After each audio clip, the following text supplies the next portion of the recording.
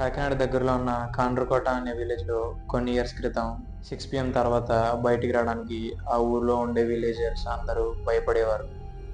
అంతలా అక్కడ ఏం జరిగింది? ఇయర్ 2019లో కాండ్రకోట అనే గ్రామంలో కొన్ని paranormal incidents and creepy ghost sightings జరుగుతుండేవి.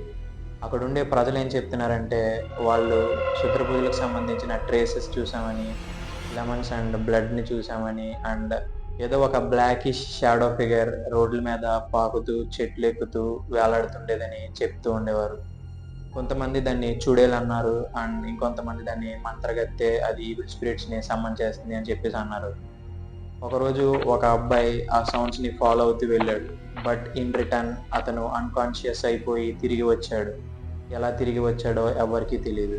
ఇది ఇలా ఉండగా అక్కడుండే ఊర్లో ప్రజలందరూ భయపడుతూ 6 PM తర్వాత వాళ్ళ ఇంట్లో వాళ్ళని వాళ్ళే లాక్ చేసుకుని ఉండేవారు. సో అక్కడ ఏం జరిగింది? ఫుల్ డీటెయిల్స్తో మీకు వీడియో కావాలంటే ఫుల్ వీడియో అని కమెంట్ చేయండి. ఈ పారానార్మల్ ఇన్సిడెంట్స్కి అక్కడున్న ఒక టెంపుల్కి సంబంధం ఏంటి? Wait and watch.